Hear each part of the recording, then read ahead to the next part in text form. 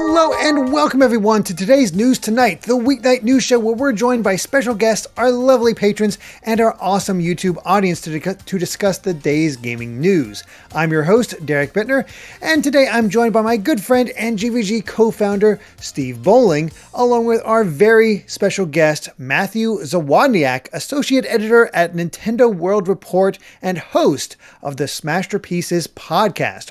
Welcome, Matt. Thank you. Technically co-host. Co-host, okay. It's me and my friend Joe DeVader. And one day, like 2 years ago, someone asked me a difficult question, and I just didn't want to answer it. So I was like, "Oh, it's more Joe's show than mine." And he has held me to that for a long time. So nice. Technically, I'm the co-host. You give me power. I am not giving this up. That is exactly how it went. It's beautiful. As you might notice, we're a little low on our Ash. We're missing a bit of Ash. And that is because he is swamped with his regular work and even some stuff for us. So he is just trying to actually catch up on that stuff and hopefully getting that kid some sleep, because boy, he needs it.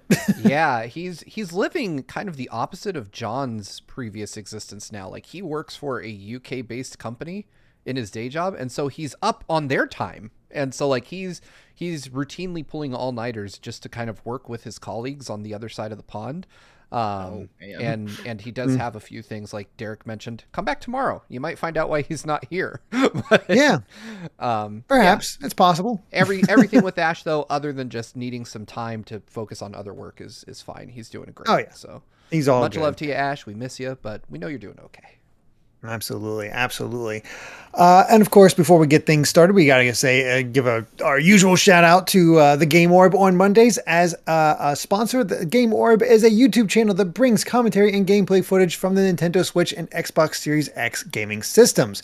While they are still running Let's Plays of Splatoon 2 and Super Mario 64 from the Super Mario 3D All-Stars collection, they are also adding new games like Sonic Colors Ultimate and Roller Coaster Tycoon 3. Also, there are now shorter videos in a playlist called the Game Orb Minis for clips that are highlighted. So be sure to subscribe to the Game Orb at the link in the description, and let's continue pushing them higher and higher. They're at 356. We're still working towards 400, and just trying to support them as much as we can, because their support to us is just out of this world. It really is. Yeah, truly. Thank you so much. Absolutely. Thank you. And we just go check them out. Subscribe if you haven't. And all the love to them, and especially some love to you guys in the YouTube chat, because we're all getting super chats, of course. Thank you so much. First up from Late Night Sprites with a $10 super chat saying, "Need some good vibes. It is the anniversary of losing a dear friend to cancer. Love y'all in this community love y'all in this community. Everyone is amazing. Got takeout, a big cookie, and some new indie games tonight for myself." That is a wonderful way to spend an evening, and I am so sorry for the loss of your friend. Yeah, that is. Cancer sucks. Yeah. Yeah. I lost a friend to cancer, I want to say a year and a half ago, and I remember how gut-wrenching it was for me. This is just wild, but when Microsoft sent over the Xbox Series X, they also sent over Forza, and I was playing it just as part of the review process, and his I hate the word, but his drivatar in the game, like his car came driving past me in Forza, and it was heartbreaking, to say the least, to just see my friend who I lost, a long time ago in a game I was playing. So yeah, I'm sorry for your loss. I totally understand where you're coming from, and yeah, engage in some self-care. Take care of yourself. Yeah, enjoy that cookie, enjoy that takeout, and hopefully get some good indie games. There's a lot of good ones out there, so I'm sure you are. Eastward, baby. Oh, yeah. Man, you can't really go wrong. There's so many good ones right now. It's like I can't even think of something. It's like all of them. So, Gladiator Loki with a $5 super chat as well, saying, "I want to thank you guys for always being positive. I've been struggling with depression, and you guys make me feel like everything is going to be okay. And all I can say is it will. It will. Absolutely. Be okay." So, definitely there. Andrew Blackburn with a $5 super chat, or AJB Cool, as they say, they're here. I just wanted to remind you guys to not forget about Psychonauts 2. It is an excellent game that brings a lot of good vibes. I want to play it. I do. But I time. Yeah, it is a fantastic game. I streamed just a little bit of it on our Discord last night. So I'm going to start doing that more. Just guerrilla streams just on Discord for those of you that are in the community already. But yeah, streamed a bit of it. It's got a lot of teeth, literally. It can be unsettling, but boy. it's fun. Cool. Majora Z with a $2 super chat. Thank you so much. Saying, Steve, did you end up streaming the Halo flight? The interesting dovetail there, I planned to, and what had happened was, I thought it was going all weekend, like, because it said it ends on September 27th, and so I thought that meant midnight Pacific. So at like 8:55, I jumped into our Discord and was planning to stream Halo Infinite, and it went down at 9 p.m. So I got 5 whole minutes of Halo Infinite in there, and that's how we ended up with Psychonauts 2, because I was like, oh, well, my Xbox is hooked up. Let's stream something different. So we streamed Psychonauts 2. We had a great time. I even streamed a little bit of PSO2 NGS. But yeah, would have loved to do Halo, but for the next flight, I'll make sure I get in way earlier and stream it. I played a bunch. It's a fantastic game. Multiplayer's good. Game betas always have like really weird timings like that. Like I'll have so many times where it's like I want to do one and it's like, oh, it ended at like 10 a.m. on a Sunday. Like, okay, that's not the whole weekend, so but all right. Clearly someone in Japan made the schedule on some of those. And finally, Bluzzakin with a $1.99 super chat saying, thought Matt was Billy Mitchell and got scared. Oh, wow. I've been thinking like, should I cut my hair or should I keep growing it out? And I think you just made the decision for me. It's gotta go. Sometimes that can might sue us if we say anything untoward about him. Oh here. boy, that's not good. That's not good. I'm just kidding. Fuck you, Billy Mitchell. You're a cheater. Anyway. Oh, beautiful. But yeah, well, with all that out of the way, one last quick reminder that we had a nice little boost in our subs thanks to the recent direct.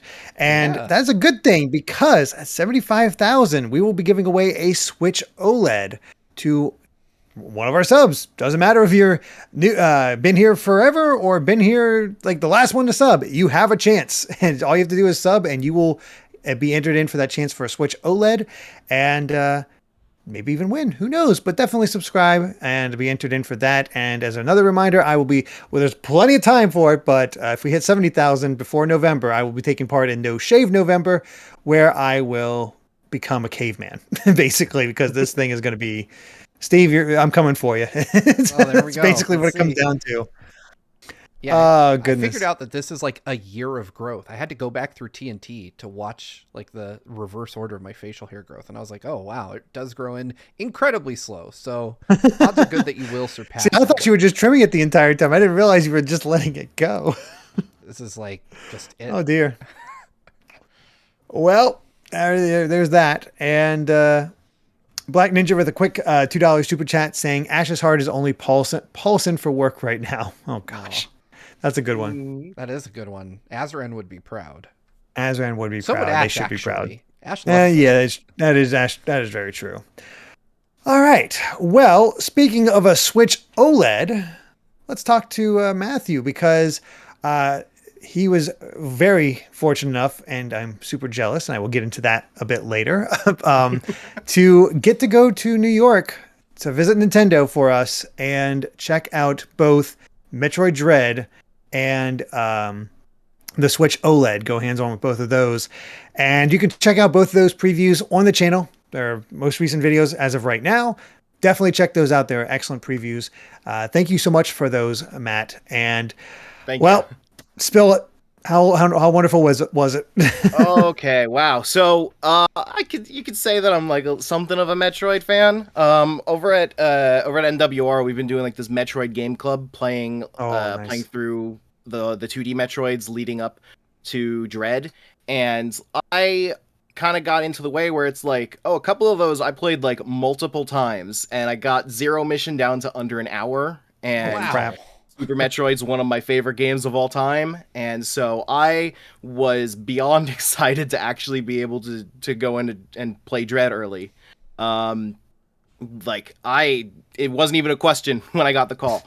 So I got there. This wasn't my first time like at a Nintendo event, but it was my first time like being the guy, because I was always like on a team to go to E3 or PAX or something. So it was like nerve-wracking and exciting all at the same time. And at the that same feeling. time, it's like they told me that, like, this was their first real in-person event since lockdown and everything. So they're still trying to figure things out and trying to make everything work.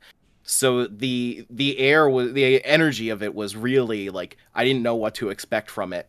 And I don't know where you want me to start. Like, should I just go into the game, or they're talking about Wherever, like, let's walk through the process. What'd they do first? So the first thing was when they checked me in, they had displays up with both the regular Switch and the Switch OLED.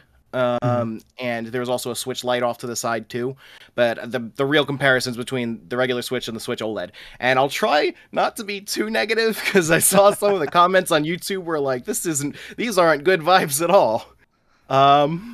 But To be fair, good vibes doesn't mean we're going to be relentlessly positive about things. It's okay to not be enthused about something. That's not bad vibes. It's just being honest. Yeah, and I don't know, maybe I just had like high expectations for no reason, but I kind of felt disappointed with the Switch OLED, because it's like, people kind of made fun of the name when it first got announced, but the name might be the best thing that they could have gone with, because it was incredibly honest. It is a Switch with an OLED screen, and it's kind of the thing where it's like, I thought it was a hard preview to write, because it's like, what do I really say? Like, everyone kind of already knows what it is. If you've ever seen an OLED screen in your life, like, it's a Switch with an OLED.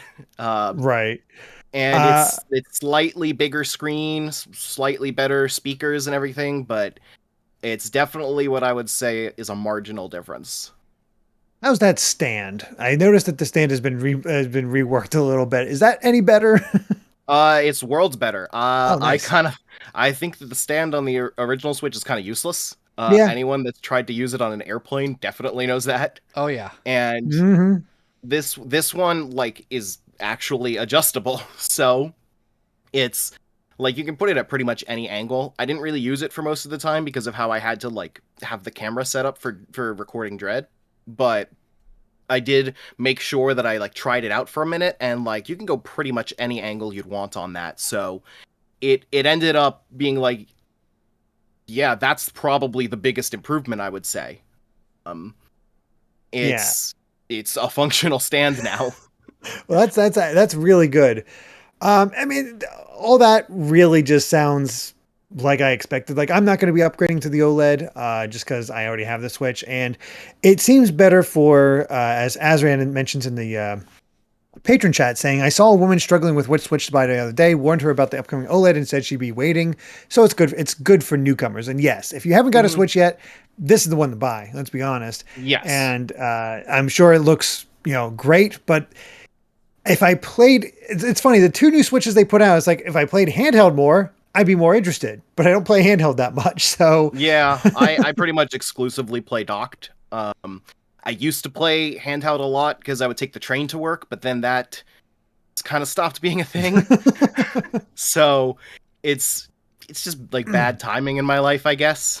So it is definitely the one to go with if you're buying a Switch anyway. But if you're not looking to buy a Switch, then this shouldn't really push you over the edge. And I feel like a lot of people are kind of looking for a reason to buy a Switch. And I kind of was for a little while too, because it's like I wanted to have like that second Switch.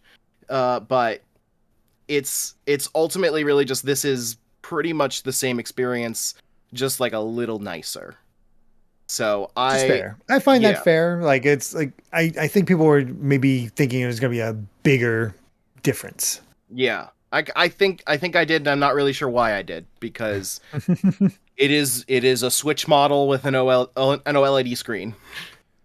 See, I'm kind of taken by that, though. I don't know how it came about, or I don't know how there's one in the wild currently, but I stumbled upon some photos earlier today that someone took, not at the event that you attended, of like the Switch OLED and a regular Switch side by side. And to be clear, if I remember correctly, Nintendo strictly prohibited that at the event. Like you couldn't show the regular Switch and the OLED next to each other, which is interesting to me because I thought like, oh, that would make a great case for like why someone might want to upgrade, right? And I thought, well, you know, the cynical thinking goes, well, maybe it doesn't look that great side by side, and that's why they don't want to show it. But the picture I saw, which was clearly taken by like some random person with a cell phone who somehow has the OLED now, it looked, I'm not going to say like miles better. It's not clearer or anything, but they showed the title screen of Mario Kart 8 Deluxe on both consoles. And I was like, you could tell that the colors really pop even on this terrible like cell phone footage. And I will be the first to admit, before the Switch came out, I saved up a ton of money and bought an OLED TV because I was like, I'm going to play Breath of the Wild on like the best TV I can get. And ever since then, you know, handheld mode to me has been kind of inferior. Like I've been like, oh, well, you know, it doesn't look nearly as nice as my admittedly stupidly expensive television. So I'm kind of hyped to like have the same display technology that I use in docked mode available in handheld mode. And I do play in handheld like a lot because I have loads of children, which means that my TV is not my TV. Like that OLED TV I'm telling you about is almost always playing like children's shows, which means that I will like stake out a corner of the room and put the Switch on its admittedly wobbly kickstand and just kind of play quietly with my Joy-Cons in my hands while I hear, you know, Coco Melon or something in the background. Oh no. Yeah. You'll get there, Derek. Trust me. If you're not there already, I'm sure you'll get there soon.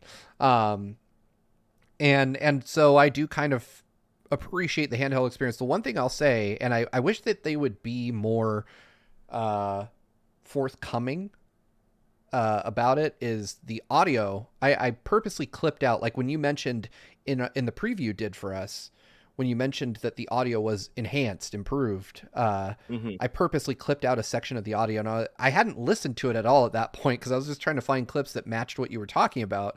And then when I finally did, I was like, wow, it really does sound like pretty good for being in a crowded room with people talking and stuff like that. Well, not a crowded room, but in a room with people talking. I wouldn't say that like I have the technical understanding to really say what is different. Like I kind of say in the preview, like they told me that it was enhanced audio, and that's really the best I can give you. But like I did kind of feel that much. Because the environment that we were in was a little loud because they were like pumping in music from the game in through like the room speakers, and I was kind of surprised that like I could hear everything. I wasn't able to hear the music that well in the game, but like there's voice acting in the game that I was able to hear perfectly, and the sound effects were coming through clear, and like I checked the footage that I got on my phone afterwards, and it's like you can hear this on here. So I think that was also probably an improvement, but I'm also like I checked it out on my original Switch, and it's like, how much of a difference is it? I don't know. I'm not really smart when it comes to audio like that. So. Oh, I feel that. So, I feel that. As far as like why they wouldn't let us show them side by side, that's probably just because it's very difficult to take a good photo of a screen. So that's probably more like if I just took a photo of like with my phone screen or with my phone camera and just put them side by side, it probably wouldn't be that honest of a comparison, because to a certain extent, my phone is capturing more of the light reflecting off the glass than it is the actual screen. So that I'm going to give them the benefit of the doubt and say that that's probably the reason. And I see someone in the chat is asking about Bluetooth headset pairing, and I think the enhanced audio specifically referred to the speakers. Yeah, I don't think there's any difference to the headphones. Yeah. So I think it's literally just the speakers sound better, and if you plug headphones in, then there's not going to be any difference. And that's kind of where I'm like, maybe the enhanced audio isn't that big a deal, because maybe I'm just weird, but I don't really see any scenario where I'm using it in handheld mode and not using headphones. But who am I to say that other people don't have a use case? Yeah, I can see that. Another question I'm seeing from Gold member PB. I don't even know if you'll even have an idea of this, but how dust resistant is the OLED screen? Did you notice any build up or? I mean, I didn't notice any, but they could have easily just been wiping it Oh, down. I'm sure they were keeping Well, that yeah. immaculate. Yeah, actually, now that I think of it too, like just with safety precautions, they were probably That's wiping true. it down That's pretty yeah. thoroughly. So That's a good point. I agree that is a question that should be answered, but there's no way that we could have gotten that from the event. So Yeah, if I had to guess, just based on what I've seen from the Switch models we all have, is that it's probably no more or less dust resistant than the existing model. Nintendo, probably not. Much to my dismay, has opted to use plastic coverings over the LCDs on the current models of Switch. There's no reason to believe the OLED's any different in that regard. So I imagine, if you really want to keep this thing super clean, go get like a glass screen protector when you pick it up or something like that. I have them on all mine, which makes them terrible to photograph, but they definitely don't scratch up or anything, which is the main purpose. Nice. So, all right, that's a Switch OLED. Now I'm here for what I really care about. Oh yeah, the main event. Yes. So as far as I could tell, I played the final retail version of Metroid Dread. Maybe there'll be like a patch or something to fix whatever. I didn't see anything that I felt needed to be fixed, but I believe that this was the actual Metroid Dread video game.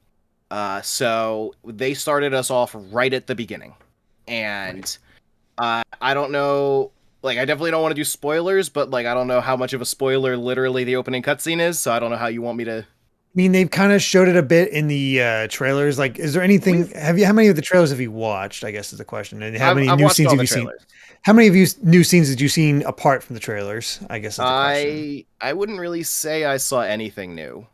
Okay, so they've pretty much shown most of it. It's probably, if I had to guess, then it's probably recap.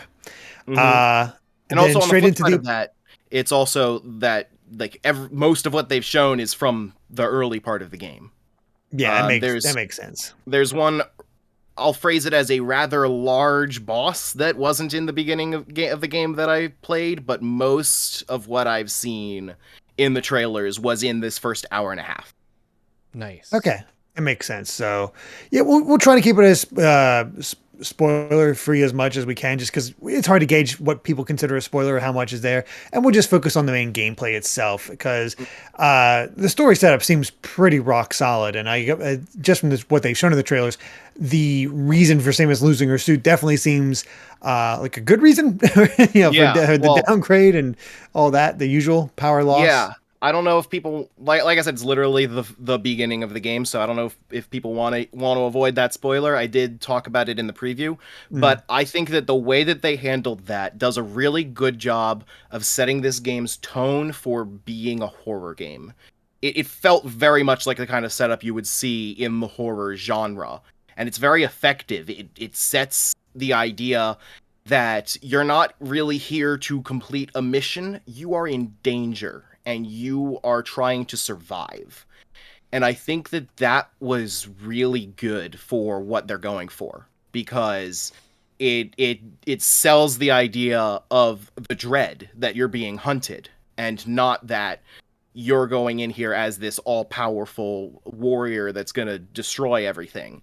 And they still do reinforce that Samus is a powerful figure and that she is capable, because all of her animations when fighting are very much like someone with a lot of experience, but they strike a good balance of she is powerful, but the danger is so great that she is still vulnerable. And I think that they did a really good job with that.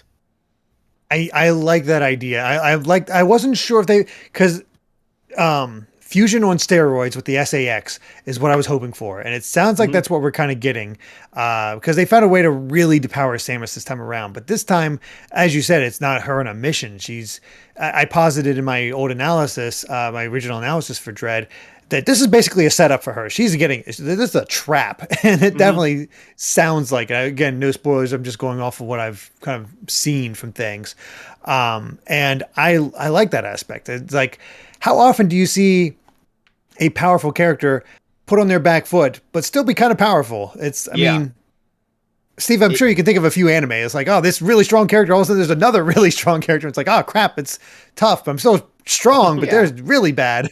I mean, that's a common trope in anime, I feel. But I will say, Nintendo sent over B-roll for us to use for Matt's preview. I watched all of it. I couldn't resist. And I gotta say, like, I am absolutely in love with what I've seen of this game so far.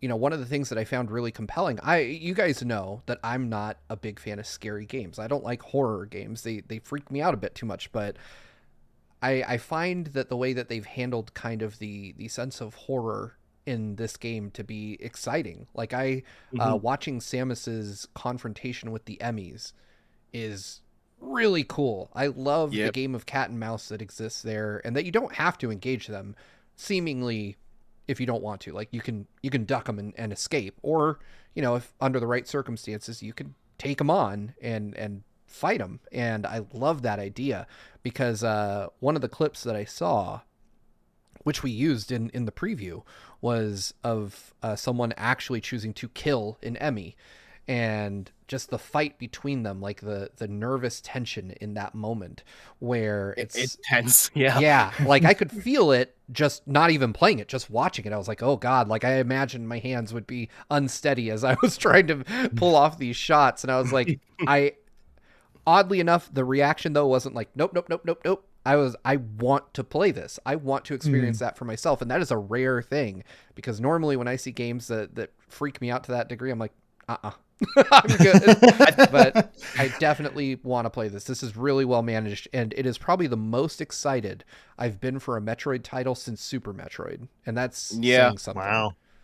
Yeah, I think it helps that the horror isn't really based on like gore or grotesque stuff. Like it's very clean and sterile, and the horror comes from the tension. And that makes it really exciting. And like the moment of like getting the Omega Beam and actually fighting the Emmy, it's not like a free kill. It's not scripted. Like you need to. I wondered if it was scripted when they showed it during the treehouse. No, it's wild. The Emmy is roaming the map same as it ever was, and you need to go to it. And then once you do, like you need to charge up the beam, but you can't just charge it up, because first you need to like use a rapid fire attack to melt off its like defensive plating, and then you need to charge the beam when it's already like 5 feet in front of you. So it's like actually that's some tension. A lot. Yeah, like I held the charge the entire time I was looking for the Emmy, and then I fired and it just bounced right off, and I'm like, oh. This ain't good. Yep. I everything I'm hearing about this is wonderful, but other question for you is, I'm sure you've played Samus Returns. How does it feel compared to that? How smooth is it? How like is it feel like a upgraded version of Samus Returns in terms of the movement and whatnot? Definitely, it feels very similar. I am kind of split on how I feel about Samus Returns, and kind of as a trade-off, Dread as far as the controls go, because I'm the kind of person that looks at the wall jump in Super Metroid and is like, yes, that's perfect. Don't change that. And I'm learning that's not a very popular opinion, but it's I would say that the things that I didn't like about Samus Returns have been touched up a bit. The biggest thing that I felt about Samus Returns that I didn't like was that it felt very start and stop, where every enemy you had to just kind of stop. You had to either wait to get a melee counter, or you needed to go into a complete standstill and do the free aim. Mm-hmm. And I didn't feel that in Dread. The melee counter is still there and you can still use it, but instead of, you can use it while moving. So you don't need to sit around and wait. You can be actively doing whatever you're doing, and then when you see the flash, you just press the button. And then another thing that they changed from that is that instead of having to like just mash the button to do a rapid fire kind of thing while it's in the melee counter animation, instead it's just one big burst that will do all of that damage at once. Oh, that's good. Nice. So it's focused on being the same general experience, but a bit faster, a bit more fluid. And I think that that's an improvement. I don't like that you can't wall jump up the same wall forever, but on the whole, it seems pretty good. It feels like it's probably going to be the best Metroid for someone to just sit down and play around with the controls.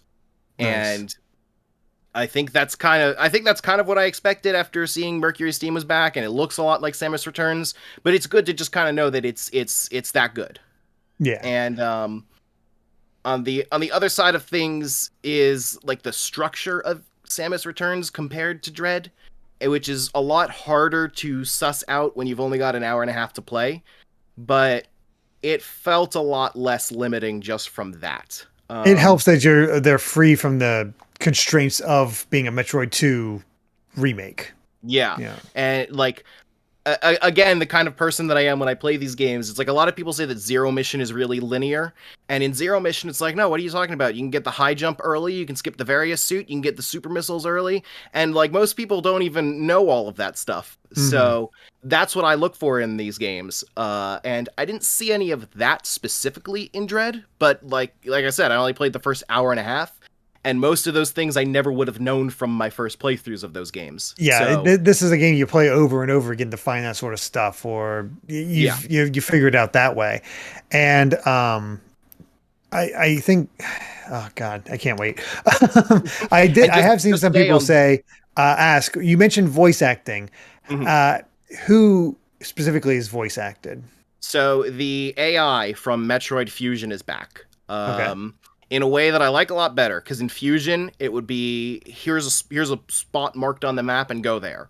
And eventually that would open up, like the exploration in Fusion opened up in a really interesting way where it holds your hand a little less every time you go to a navigation room. And then by the end of the game, he's just saying, here's your objective. I don't know where it is. Find it. And Dread is like that immediately. You get to a navigation room in Dread, and the first time you do it, it's like, I don't know where the thing is, but do the thing. And he's giving like general advice. And the navigation room segments, the AI in the navigation room is entirely voice acted. Wow. Samus herself never speaks, although again in Fusion she did eventually speak way later in the game. Maybe that'll change. I saw one person ask about if a certain other character was voiced, and I did not see that character in the demo. It was just Samus, the AI, and the opening cutscene, which you've already seen most of from trailers. And otherwise, I didn't see any other characters. So cool. I know that there is another character, but that's further than the demo got. Nice. The last question I'll ask you, because you can always just point them towards the preview. Any concerns? Like, did any jump thing? Like, I know it's only an hour and a half, but typically you can sort of figure out. Like, I'm not sure about this. It's weird how much that wall jump thing matters to me. That's like, that might be the biggest thing, because that's like the biggest way that sequence breaking works in Metroid for me. I can't really say that this is an objective problem, because I would say very few people play Metroid the way that I do, where you look for how few things you can get away with doing.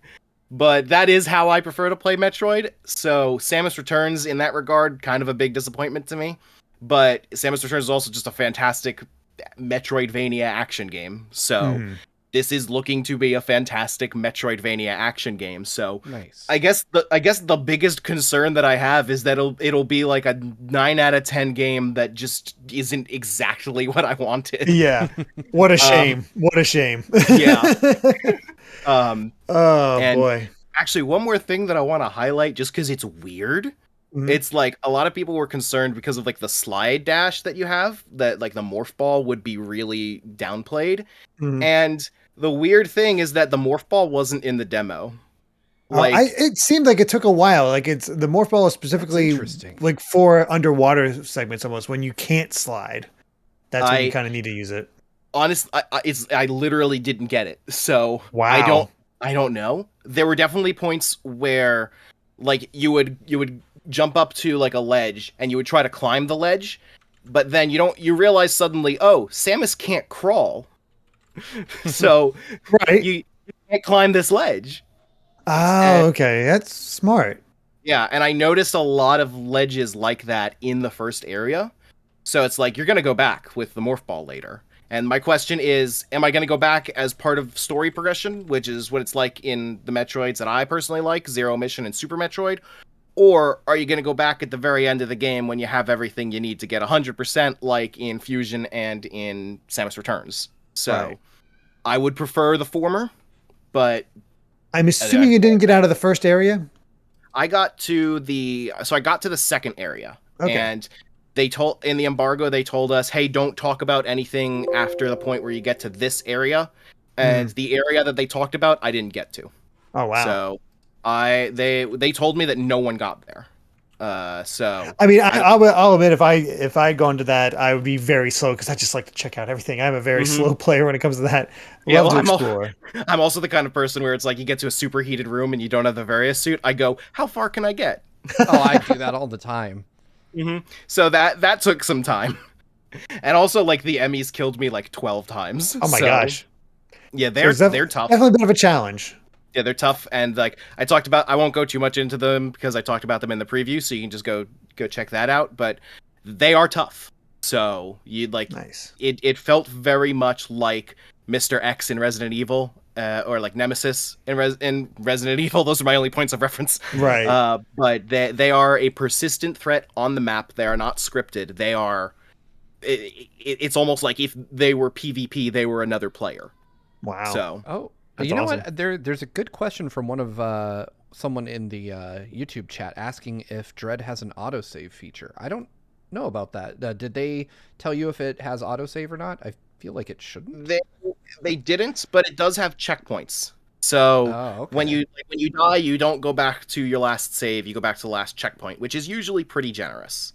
That's nice. I would say that like every time I died, I went back. Like the longest amount of time I lost was like 3 minutes. So it's usually a lot. That's not bad at all. No. Which I think is what you need if you want to have something that can kill you so easily. Yeah, I think that's the thing. That's the balance of the challenge. Is like, yeah, it'll kill you really easily, but it's not an annoyance to get back to where you were like some other Metroids. Yeah.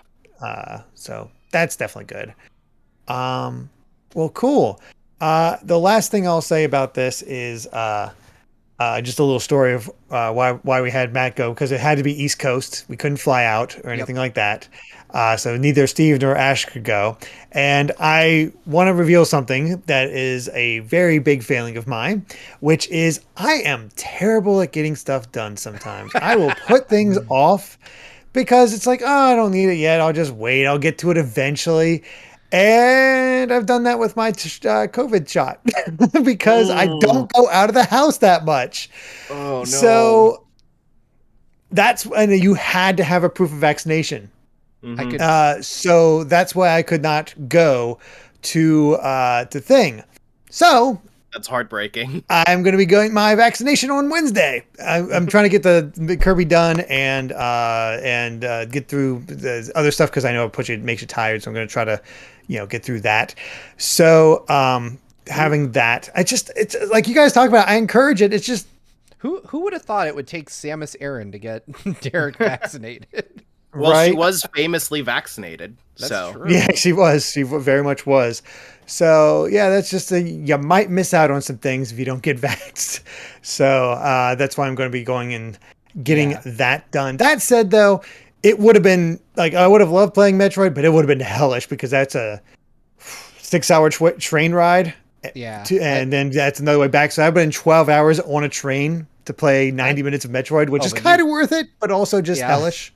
I was gonna say when all this came up, Nintendo reached out to me and asked me specifically to pass it on to Derek. They were like, "Hey, we know Derek's on the East Coast, let's set him up to go play Dread." And I was like, "Man, my man is gonna be happy." And then it dawned on me that I was pretty sure that he didn't have his vaccination yet. So I pinged him on Discord and I was like, "Hey, Derek, have you gotten your shot yet?" Which is just a weird thing for me to ask out of nowhere. You just asked, I was like, "Oh no." Yeah, he knew what was coming next, and I was like, "Well, I hate to tell you this, but they just asked if you want to play Metroid." And I could feel the white hot heat of his shame through Discord. Yeah, he was very intense upset with himself. And Fortunately, and I do want to highlight this because it means the world to us, Matt, that you were able to help us out. Thank you so much for saving my bacon. I had reached out to Neil over at Nintendo World Report because in the past when I've gone to Nintendo events on the East Coast, because I used to run Nintendo Life's US side of operations, which meant I went to all the events everywhere. But I would always meet up with Neil and some of the NWR crew and hang out with them. And so he was like my go-to person. I was like, look, I know you're sending people to this event, so can you spare a person? Can you please like help me out? And he recommended Matt. Matt, you did a fantastic job. The videos are wonderful. Thank you. And better than I could have hoped, and made the editing. Thank you so much. Thank goodness. I'm happy that I could help out. You know, it was exciting for me, and it's great to work with you guys. So I likewise. Yeah, absolutely. So thank you for having me. Couldn't have gotten better, Metroid, because I'm not a speedrunner Metroid fan. I'm just a pure I enjoy this game fan. So, yeah. It's just funny when it's like no one knows who I am because I'm like a nobody. So it's like you go to the YouTube comments and it's like, wait, who is this guy? I thought it was. Well, that's why I really wanted to get you on for this episode. Just like, here's the guy. It's not like just this unknown voice now. It's like, this is the guy. Don't feel bad about that at all. I make videos on this channel and people say, who's that? This isn't John. I've learned that not all YouTube comments are in good faith. So yeah, but yeah. So, all good stuff. But of course, there is other news to talk about. Fortunately, nothing quite as in-depth as Metroid. So let's go ahead and, actually, I just thought of it. We have some super chats from back. Hold on, let me grab those real quick. Calamity513 with a $2 super chat saying, Bandana D from Kirby versus Undyne from Undertale, you choose. I'd have to go with probably Undyne because they're a boss, and I mean, Waddle can do all right, but I've played Kirby and I've never played Undertale, which I know. Oh, thank God I'm not the only one. I mean, I've only played a little Undertale. I have to choose Bandana D by default. My ignorance dictates that I must. Bandana D is like a weirdly popular choice for Smash Brothers, so that's got to be worth something. I'd like him. He'd have a good moveset, but that's just me. Mega Conrad with a $10 super chat. Thank you so much, saying, happy to report I have finally found a PS5. Congrats. Nice. Thankfully, my sister let me borrow her PS5 for Final Fantasy VII Intergrade, but now I can actually start looking for new games. Any suggestions besides Rift Apart? I believe Returnal is one you suggest. Fantastic. Miles Morales, if you didn't get it on PS4, is absolutely worth playing. Kina is a good time. Kina, yeah. Lost Judgment, baby. That's a great game too. I've been playing a lot of that. And here's my elevator pitch, just because I mentioned this in our Discord earlier this morning. The first 4 hours of this game are you just beating the shit out of bullies constantly. So if you like beating bullies up, Lost Judgment's a pretty good game for that. There you go. Don't worry, the Yakuza franchise only has non-lethal takedowns. That's true. Yeah, totally. Nobody dies except you can jump kick a desk into someone's chest, which I feel like I mean, that's iffy. Only non-lethal takedowns. I have a Twitter thread of just clips from the Yakuza games of people clearly dying, and it's no, non-lethal. Well, that's like the Batman Arkham games where Batman's doing this brutal stuff to them. It's like, nope, they're alive. They're just, My favorite was when WB clarified that when you run someone over with the Batmobile, it's non-lethal. They're getting tased instead. Oh my God. They're like, it's electrified. And I'm like, but it's still hitting you at 200 miles an hour. I would also recommend on PS5 what I've been playing recently is if you like stealth games, the Hitman trilogy. It's really good. Oh, nice. And they actually did a thing where if you can download the menu for Hitman 3 for free, and then if you own 1 and 2, then you can play 1 and 2 on PS5 in Hitman 3. Oh, wow. Nice. Which is that's insane. Really nice. I need to do that because PS Plus had Hitman 2 last month. Oh, cool. Yeah, so you would just be able to download this client, and then you can just play Hitman 2 with all the gameplay improvements of 3. And it's a million hours of content. I've been playing where they've got a mastery level for each area that you can go to, each destination, and it's goes from level 1 to level 20. And I've decided I'm gonna get level 20 mastery on every mission before I'm allowed to move on to the next one. Oh my God. So it's there are multiple days between missions for me. I can believe that. Yeah, I can believe that. If you like stealth games, Hitman is incredible. Nice. Next up is Put One Demerade with a $10 super chat as well. Thank you so much. Saying it feels like Nintendo is indirectly transforming the Switch concept into a handheld device as opposed to the hybrid console it first introduced to the market back in 2017. I don't necessarily believe that, but I can see how that would appear that way just because it has focused a little bit more on handheld improvements. But what can you really do for the Switch base other than upping that power, which we need a Switch Pro for? So. See, Who knows? I think it's not that they're trying to transform it into a handheld only device. I think they're trying to transform it into a premium device, like something more akin to like an Apple product, something that we look at as, you know, hey, it's something we all use every day, but this one is special, and this one is worth more money because it's got some nicer components in it. I would not be surprised if Nintendo tries to drag out the Switch life cycle for it to become a product more akin to like an iPhone or an iPad, where they release iterative updates every so often. And I'm just gonna get to keep my games. I'm okay with that. Yeah, exactly. I mean, if they, it might just be the PC gamer in me speaking, but like I don't even necessarily think that's a problem like some people do. Like if gaming generations just kind of went away and we went with those iterative updates, like that might be better for everyone involved. But like again, maybe that's just because I'm a PC gamer too, and that's kind of what I already do. So yeah. Real quick before we get into our next super chat, I spotted Nintendo World Report TV in the YouTube chat saying, "Wait, Matt, you get back here right now." Apparently they've spotted you, so he's ours for a while yet. Tough. Kane Woolley with a $5 New Zealand dollars super chat. Thank you so much. Saying, I am so hyped for Metroid Marathon, the first 4 games over the last 2 weeks. Also just dropping the word on Lotus. We'll be getting that hype. Yes, we'll be hyping with you very soon on that one. Thank you, Kane. First 4, and then you might have missed one. You'll see. Late Night Sprites with the $5 super chat saying, I keep up on current events because I have to be informed, but I can do that later or in the morning. This is the only news show I try to see live. That's cool. Hey, well, thank you so much for that, Late Night Sprites. I appreciate that. All right, well, let's go ahead and jump into our second news story, one that's actually not our own news. And Resident Evil 4 VR has been announced. Now you got to have this thing on every system, and VR is next. It's on Oculus Quest 2, coming out on October 21st, so not very far away. And it supports full motion movement and teleportation. You can instantly switch items, and the puzzles have been recreated for VR. So it is a full VR experience thanks to all of this, and a brand new way to experience it, which is interesting to me that they decided to do this, considering we have inklings that remake is on the way, but cool. I wonder if is this that remake? I haven't kept up with that. I don't think so. Rumor Miller. No, okay. I believe that the rumored RE4 remake is for traditional console experiences. This is interesting though. I would love to hear from John. The thing that disappoints me though, and I'm not a huge RE guy, obviously, but I have played through RE4 a couple of times. I'm just sad that this is on the Oculus for a number of reasons. Like the Oculus Quest is the, have to have a Facebook account to link to it, VR platform, which is kind of scummy. And then they sell the headset for untold amount of money if you choose not to link it to Facebook. If you get banned from Facebook or you just want to close your Facebook account, you lose all your games, which again sucks. I would love to see this on traditional PC VR, Valve Index, HTC Vive. Hell, put it on PSVR. That would be nice that'd be too. awesome.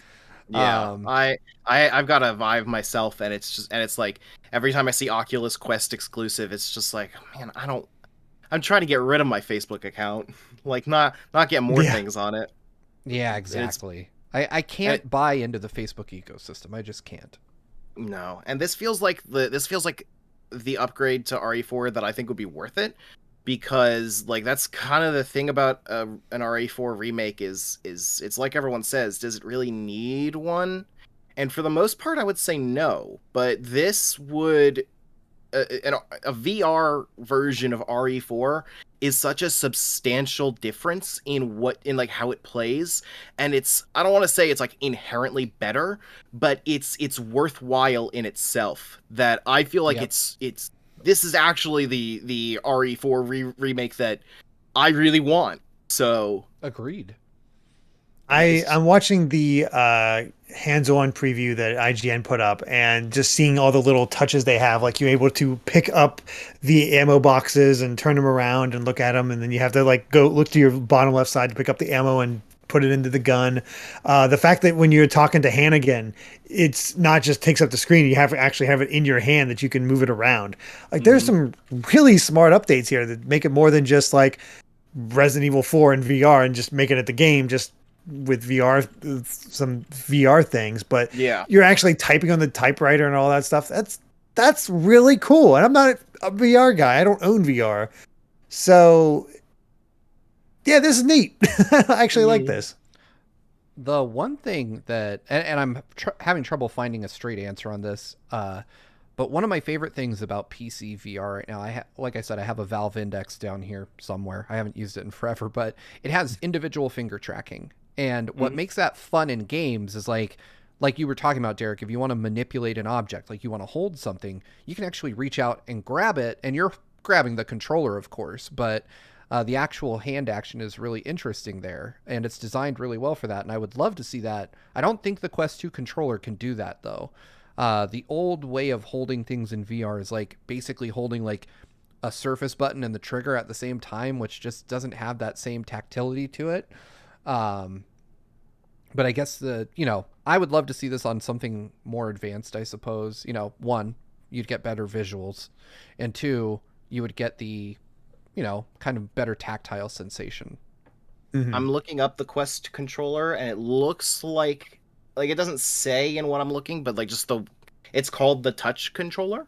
So interesting. So maybe I'm sure it must have finger tracking like the Index does. That would be so cool. There's a demo I played in VR. It wasn't much of anything, but you had a gun in one hand, and then you could squeeze the grip of the gun to like unload a clip, and then you could catch the clip in midair with your other hand and like just manipulate it, toss it, put it back in the gun. I was like, I would love to play a Resident Evil game where I had that level of control over the weapons in my arsenal. Yeah.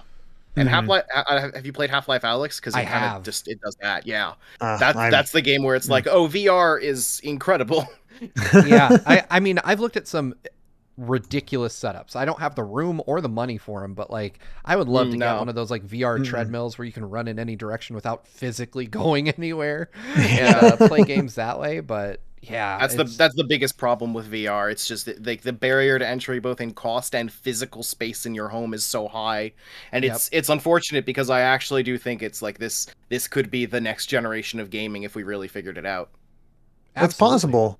I actually would be kind of cool if there was an option for, the eventual Resident Evil 4 remake that is kind of an open secret at this point. To include a VR mode like this and have it set for what is it, VR 2 for PS5 or whatever they're calling it? PSVR 2. Yeah. Yeah. That would be cool. I have a nice little extra to it, kind of like how Resident Evil 6 had that for VR as well. Or Resident Evil 7, excuse me. Mixed them up. Absolutely. I would love to see RE4 in VR. I think it would change the game in a huge way, like Matt was alluding to earlier. I think that it's a really cool upgrade for an old game. Yeah, just wish it, put it on other platforms. Hopefully it's a timed exclusive and not just overall an exclusive. Yeah. I mean, maybe it'll be exclusive in the same way as it was exclusive to GameCube. Yeah. Put it on Labo VR. Yeah, there we go. Labo. Nintendo could handle, well, kind of. I mean, the Switch can handle Resident Evil 4, which it does. So actually, Labo VR doesn't work with the OLED Switch because it's a different screen size. Oh, that's true. If you could do... if you did zero visual upgrades to RE4 and put it on Switch, you could possibly pull off VR at like a usable frame rate, unlike Odyssey and Breath of the Wild. Right. I mean, Resident Evil 4 is on Switch, so I don't know. Either way, we'll have to see how that turns out. I'm curious about the reviews when that actually does release, but that's really cool. One quick super chat from Mohammed Abakar for $2 Canadian. Thank you so much. Before we move on to the next one, saying, would you be down if Travis made it into Fortnite? Steve, I think that's for you. Yeah, I assume you mean Travis Touchdown. Yeah. Which, yeah, I mean, I have nothing against Fortnite. It's not a game that I truly enjoy. Well, I don't enjoy Battle Royale. Save the World is one of my favorite things to play with my friends. Just because it's Fortnite but PvE, and I personally just prefer that. But I would definitely hop into the chaos that is Battle Royale if Travis Touchdown were available. But I wonder if, I don't know how Fortnite does with like really lewd characters. Like Travis cusses a lot, and taking that away from him would be weird. Rick from Rick and Morty, so I can't. That's a good point. That's they go for like the gross out humor angle on that. I like briefly.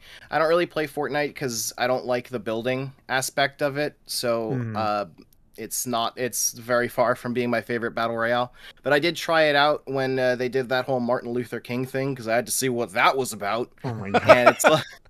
And it's like I could see the characters there, and it's like it's a strange, very wide range of characters, but they're all presented in this way where it's like they know this is a game for kids. Well, not like for kids, but it's like a large portion of their audience. So they mostly stick to keeping it acceptable in that way. Yeah, that makes sense. Well, let's go ahead and jump into the next story, which is sort of make Steve happy and me happy, honestly.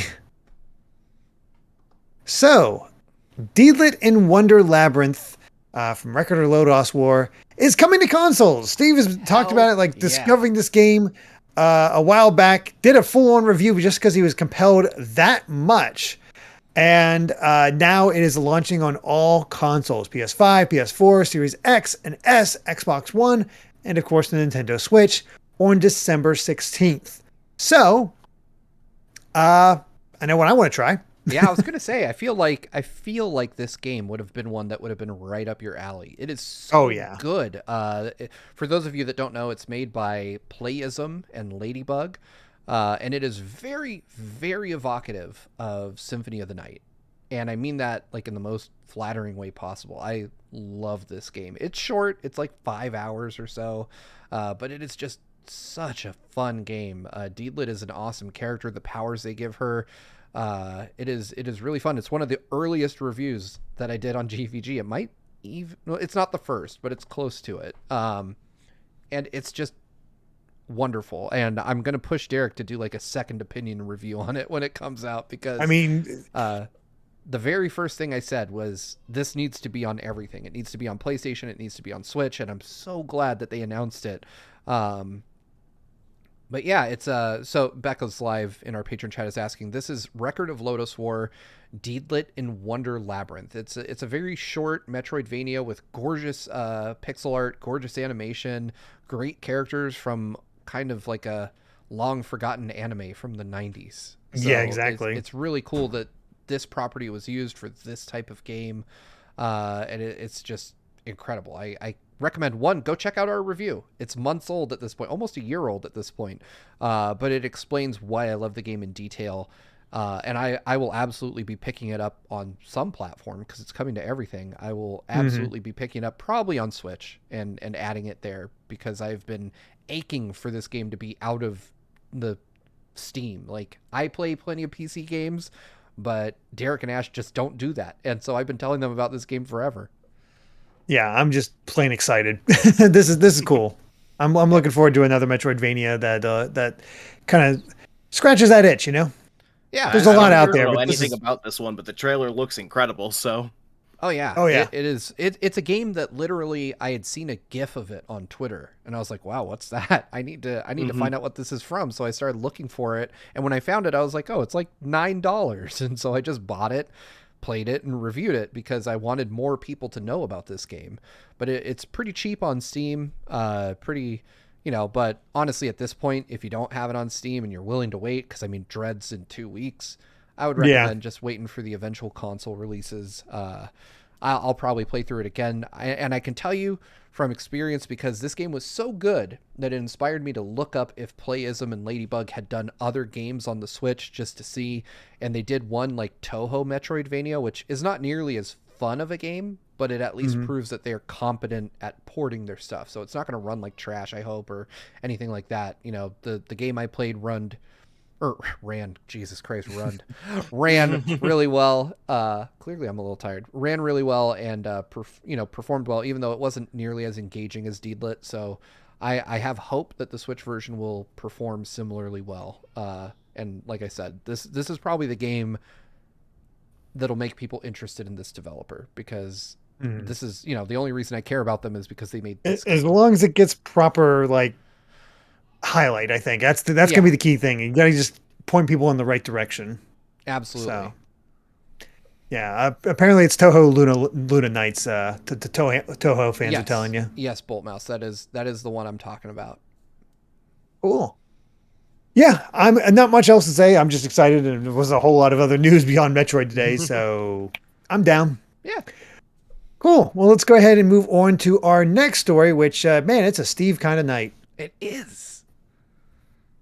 So, No More Heroes 1.5 has officially been dubbed into English for the very first time. And for those who don't know, 1.5 was a motion comic released exclusively in Japan. It was included with the Hoppers edition of No More Heroes 2 Desperate Struggle, and basically told what happened in between 1 and 2. So yeah. This was wild, because this is what, 15 years old or something like that at this point, or yeah, something like that. It's been a while. Yeah. So I mean, this getting dubbed now is just kind of weird. Like having Robin Atkin Downes, read for this. I imagine it was part of his No More Heroes 3 recording sessions, and they just waited to release it. But it is kind of cool to see what happened, and kind of the way it gives you some interesting world building for No More Heroes. They show how the world reacted to Travis actually winning and becoming the #1 ranked assassin, and how the people of Santa Destroy felt about the fact that he became that. I don't want to spoil it in case you want to watch it. But it kind of goes into the life that Travis ends up living between No More Heroes 1 and 2, and what he gets dragged into that kind of gets him sets the events of No More Heroes 2 into motion. Because if you've never played No More Heroes 2, the general overarching plot of that, or the general impression they give, is that Travis walked away from the assassin life, and that he chose to just not be involved with it anymore. And they kind of show what happens that brings him back and makes him decide that he's going to climb the rankings again. Which, if you like Travis, it's a great watch. But if you don't like No More Heroes, it's really not going to make you like No More Heroes. Definitely not. You're not going to know who the characters are, what's going on, anything like that. This is purely for fans. Yeah, absolutely. And I mean, I couldn't be happier. I started getting so many tweets from people about this that I was like, what? I mean, like, I was having breakfast on Sunday morning and people were tweeting me about this coming out. And I was like, oh, I guess I'll watch this while I eat. Perfect. Yeah, it was perfect. But I'm thrilled to see No More Heroes 1.5 finally come out, because it has been stuck in Japanese this entire time. It's really nice to have it available for English-speaking fans, especially because I think that Robin Atkin Downes did such an amazing job voicing Travis that he kind of is the character, and I can't picture him not being involved with. Well, I remember there was a big to do with like when it seemed like he wasn't going to be there for Travis Strikes Again.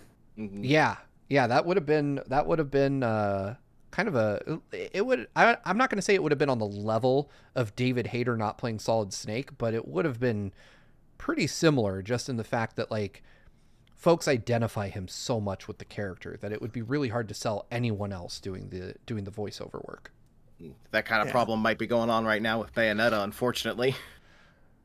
I see some readings out there. I thought the girl that got, I almost thought it was her, but it's been a while since I played Bayonetta 2 and to compare back to back. But maybe there'll be a plot reason. Hopefully, I don't know. It's weird. Yeah, unfortunately, Steve, it sounds like you didn't know about it, but the voice actress for Bayonetta, someone like tweeted at her like, "Oh, I can't imagine a Bayonetta game without you," and her response was just, "You might have to." Oh, wow.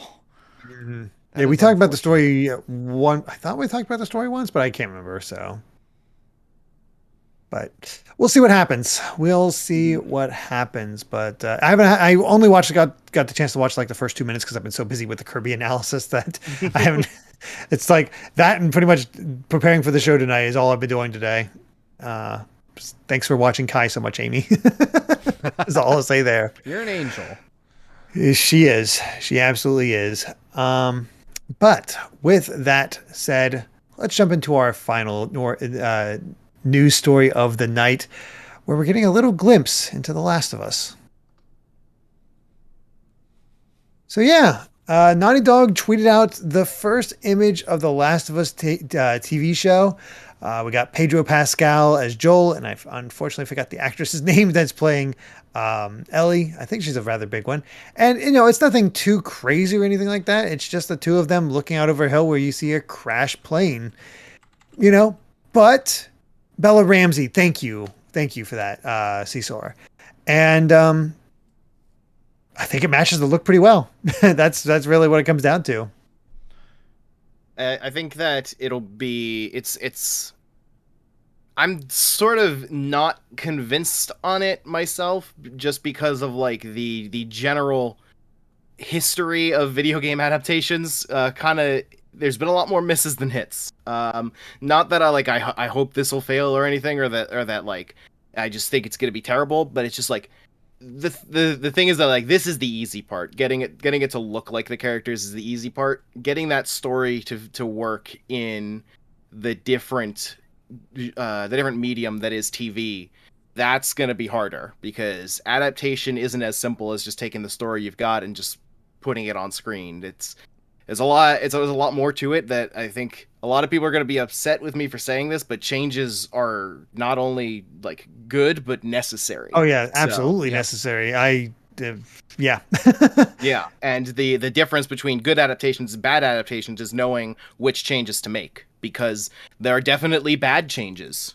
So that's why it's like it certainly it looks good, but that's the easy part. So I hope that it's going to be as good as the game was, because I really liked the first one. I wonder if they'll make the first episode just the prologue and really make that wrenching and throw people off. Maybe. I don't know. That would be pretty wild.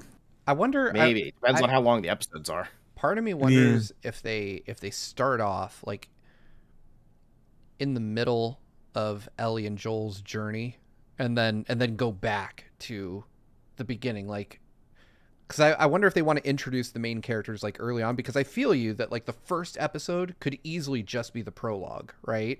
Which would mean you wouldn't even see Ellie in the first episode. And I wonder how important it is to them to kind of establish the main characters first and then show the origins of those characters later on. That is a possibility. I know some people really like that in media res stuff. When I was doing the Metroid, my Metroid fan movie, a lot of people was like, just make it action and have flashbacks to Samus's backstory. Make it that way. That's just not the kind of story I wanted to write. And if I was adapting this, just armchair bad director, all that stuff, I think I would, just to get that, to really show Joel's character before and after and have that, I would make that prologue an entire episode on its own, and just make meeting Ellie the end of the second episode. Just as show him as he was now, show him as he is now, as he was before, show him as he is now, and then have the actual story thrust upon him, and just really involve people in that world. There's enough going on in that before you meet Ellie that you can make that work. True. I do agree with that. I feel like as a dad, the prologue would definitely hit pretty hard. I'd be interested to see how, like, I'm really curious though, how they're going to pad out the story really to make an entire series out of it, because when you think about playing The Last of Us the game, right? It's like, here's a little bit of dialogue, here's a character moment. Now I'm going to spend hours killing things and sneaking past things, trying not to get killed. And then I'm going to get maybe 5 more minutes of dialogue. If you take everything from The Last of Us, all the character moments, and condense it, you've got maybe like a couple hours of usable stuff. Well, I think also a lot more of the story comes through the gameplay than people give credit for. Like those moments of like working together with Ellie do a lot to endear the player to her, and I think that those are important. And people say that like you don't really need to do too much to a Naughty Dog story to make it like a good movie or a good TV show. But I do think that there is more storytelling in the gameplay than they give credit for, that they will need to find a way to put into now exclusively, what is effectively exclusively a cutscene. And that's, I think, going to be a challenge to do without kind of making it too repetitive, or like while keeping it interesting. Yeah, because you got Ellie with the joke book. You got, learning she can't swim. You got actually learning how to help each other, fighting, just getting it all kind of figured out. There's ways. I mean, I'm not saying this is a guaranteed smash hit or anything like that, but as far as adaptations go, this is one of the easier ones to pull off. This is sort of ready-made for television, and the adaptation can just sort of flow from there. When you got the guy from Chernobyl working on it and the actual director, that's actually like the biggest thing going for it, where it's like, that's why I don't want to write it off. It's like, oh, there's real talent here. Yeah. I'll be excited to watch it when it eventually comes out. But yeah, I mean, I love The Last of Us, the games, right? Both 1 and 2, which is an unpopular thing to say in certain still need to play 2. I haven't played 2 either. It is a fantastic game. It was my game of the year last year. Yeah. But yeah, it's a wonderful game. I think that, there is some really good writing there, but I'm curious to see how the team behind this show fills that out, right? I think that a lot of The Last of Us, both 1 and 2, but in this case specifically 1, I think a lot of the storytelling through gameplay does work well because of the fact that you're helping to engage in the activity through gameplay. And when you take that element of it away, I wonder how, what they'll do to kind of strengthen the viewer's attachment to those folks when you're not kind of immersed in the gameplay elements of it, which I think will be really interesting. I hope that they focus more on the characters and less on the whole zombie apocalypse side of things. I think that's important. The key here is the key here really is Joel, and nailing that character just right. Yeah, I think Joel is one of the most interestingly written characters in games, because you can view him as either one of, you can view him as being incredibly heroic or one of the worst people ever to have lived. And by examining the exact same facets of his personality. Yeah, and I think that that ambiguity feels like it's almost intentional, and I feel like it works in service of the story.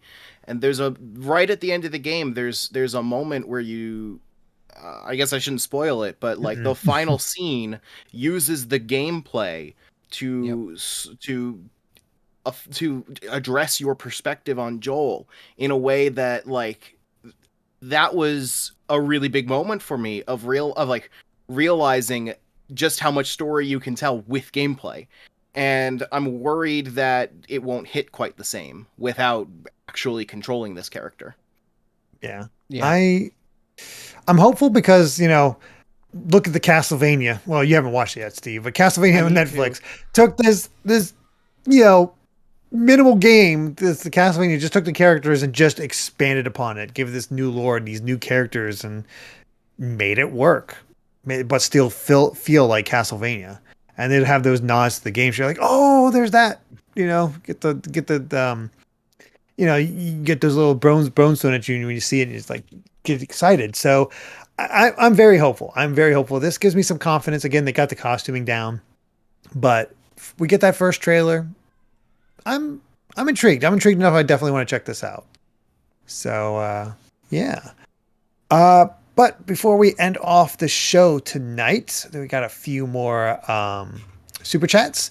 First up from Wape Malenga with a $2 super chat saying, "Please don't make this Promised Neverland bad." I have not watched any of Promised Neverland. I know it's well loved, but I have heard they just screwed up season 2, which is Oh no. sad. Oh boy, yeah, I have some personal experience with that one. I watched the first season as it was airing, and I didn't quite get around to the second season until I'd already started to hear some things. And Oof. it's like I don't understand how it happened. Like, you go from a legit, like, it's the first season is like one of those things that I talked about where it's like they understand the good changes. Mhm. They take away a lot of like the inner monologue and let the visual speak for itself, which works so well. They make good changes, and then the second season they're like, what if we skip ahead like half the manga, but then still kind of pretend it all happened? That's And awful.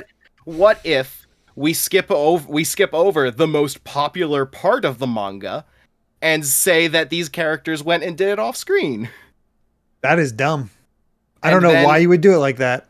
the ending, which is like some really high concept stuff that's like you really need like some time to explain it, occurs in a PowerPoint presentation. Oh Wow. no. Oh my It's God, Skull Kid Tiger, between 3 episodes, 150 chapters are passed? yeah. Wow. Yeah, it's bad. Wow. Like, season 1, thankfully season 1 ends at a big moment where it's like, this clearly isn't the end of the story, but if it was, I think this would work. So it's like, you could still watch season 1, finish season 1, and then move on with your life. Yeah, it definitely Wow. seems like watch season 1, go to the manga. Yeah. Yeah. All right. I'm going to have to check this out. I had no idea, but wow, Season that 1 is fantastic. Like, one of that's my favorite anime ever made. certainly a Wow. choice. It's so weird they screwed up so badly. Calamity513 with a $2 super chat. Thank you so much, saying Bluto from Popeye versus Pete from Mickey Mouse. I gotta go Bluto. He beats the Yep. crap out of Popeye until he gets the spinach, but Pete doesn't beat up anybody. Yeah. Bluto is more violent, and he fights constantly with someone who is arguably doping. So Good for Pete now is that I'm being forced through Kingdom Hearts on stream, and so Oh, no. Pete's just Maleficent's lackey. That's Yeah. what he is. That's pretty much it. Nothing too complicated there. Rafael Alfonso with 20 Brazilian Real, I believe. Brazilian. Thank you, Brazilian Real. I'll learn these eventually. Says Steve Bowling is a goddamned legend. He accomplished the ultimate nerd goal, which is learning Japanese because of anime and games. Plus, he is not even a virgin since he has all those kids. You're an inspiration, sir. Wow, I don't. I learned know. Japanese and didn't even have to give up sex. Yeah, I don't know what to say. I think a lot of people well, I guess they didn't learn Japanese because of anime, but I guess that part is true. I mean, all of it's true, I guess. But anyway, 本当にありがとうございます. That's what I'll say. There you go. Perfect. I love it. And finally, Mr. L with a £2 donation saying, thank you so much, saying, my solution, VR arcades. Good idea and concept, but watch out for anybody who has pink eye. They might do that, but watch out for pink eye among other things. You have to definitely clean those. And 2, not a lot of VR. Some VR games are not very short. Resident Evil 4, that's a 20-hour game. I don't even know how long Half-Life Alyx is, but Yeah. unless you get to bring your own Yeah, save try card that. or something Well, like that. I will also say that we were at PAX and there were plenty of VR games to try out, but mid-pandemic, I was like, none of that seems like a good idea. I don't want to put my head in a device that someone else's head has been in. Yeah, that is fair. Yeah, That is fair. it was the kind of thing where it's like, I already kind of felt weird about that before the pandemic, and now it's just like, no, never. Yeah, same here. But with that, I think we've covered all the major headlines from today's news. But before we sign off, Matt, where can everybody find you at? So obviously I am a member of Nintendo World Report over at nintendoworldreport.com. They've been around a lot longer than I have. So they have obviously a huge legacy of fantastic content. So you should definitely head over to nintendoworldreport.com and also our YouTube channel and Nintendo World Report TV. And also, the part of NWR that me and my friend Joe have been heading up is the Nintendo World Report Twitch channel, where you can see such wonderful things as me being dragged through Kingdom Hearts, me dragging myself through Metroid Other M, and also the streams that we are doing for the podcast that I am on, which is Smasterpieces, where we are playing one game for every fighter in Super Smash Bros. Ultimate. So we are playing them in release order, and we are up to the early GameCube games now, about to play Pac-Man World 2, which I've never even seen a screenshot of this game. I don't know what this is about to be. Honestly, you're in for from what I understand, you're in for a good time. People really like the Pac-Man World games. Yeah, this is the game. I just don't know what to feel about this one, because this is the only game on our list that I don't know what it is. Someone's asking, do you play Gyromite for Rob? We would have, but that's like physically difficult to do. So instead, we're playing the Subspace Emissary. Oh, that works. Hey, that works. Are you doing one game for each Fire Emblem character, or just Fire Emblem in general? Each character. There is one game for every fighter in Super Smash Bros. Ultimate. Oh my gosh, that's a lot of Fire Emblem. It's also a lot of Pokemon. Like, we got to the point where it's like, okay, we got to find some Pokemon spin-offs, because we can't do all those Pokemon games. We got Pokemon Conquest, we got Pokemon Puzzle League, and you have to play Fire Emblem Warriors since you got both Lucina and Chrom now. So yeah, we got because of Awakening, we have to do obviously Awakening, and then we've got to do Fire Emblem Warriors, and then we've got to do Tokyo Mirage Sessions. Ooh, TMS is so good though. Do we have 3 Awakening characters in the game? Oh gosh. Yes.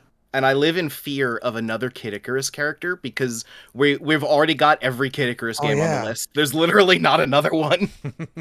That is true. So that's aside from NWR. Forget about Robin. Aside from NWR, that's my big thing. I'm doing that with my friend Joe DeVader.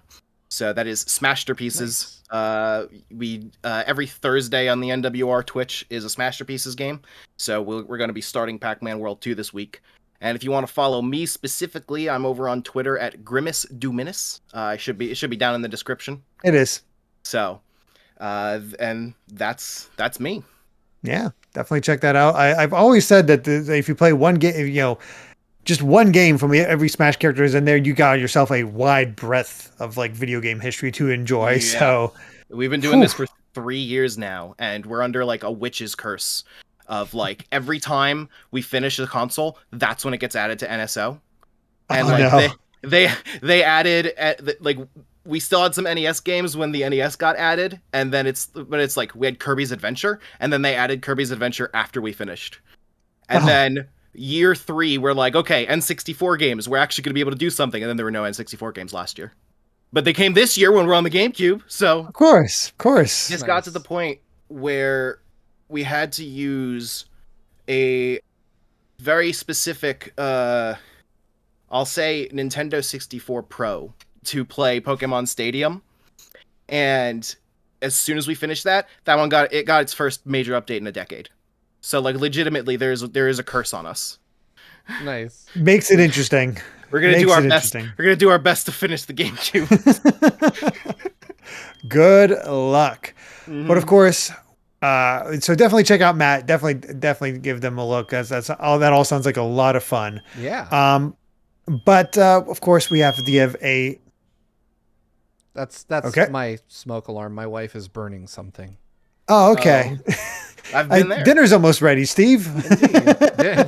Dinner sounds great right now. All right. Well, of course, we have to give a special thank you to all of our patrons, big and small. It really does mean the world that you support us. And of course, an extra special thanks to those at the producer tier, as this show just simply would not be possible without all of you. And finally, a massive, massive thank you to our executive producers and above. And that includes Jared Edinger, Brandon Bovia, Rob Arman X, Itiono Ben, Dan Antwistle, Dennis J, Z Patty, Hyrule Hermit, Sky Blue Flames, Adam O'Sullivan, Octo Puppet, Richard Herrera, Michael Phone, The D-Pad, Vesmio, Waffle King, Kitty Kong Fax, Angel Martinez, Vedran Hotik, 112, John, Joshua Hunter, Evernight Studio, Benny Yao, Azran127, Pagrama, Ken Roulette 09, Jake Pelka, Geller, Joseph Rutkin, Titus Malvolio, Geeky Griffin, Lucky Wonderfish, Kyle, Top Dog 23100, Young Ben Kenobi, Doug Shomix, Andrew Medeiros, Orem M, Sakuragi, Becca, Rocks the Cat, Fizzy Wakehoid, Critmonger, The Legend of Groose, Eddie B, Kai Ed, Kit Fisto, Kenneth Lee Stingle, West Egg, Deaneth,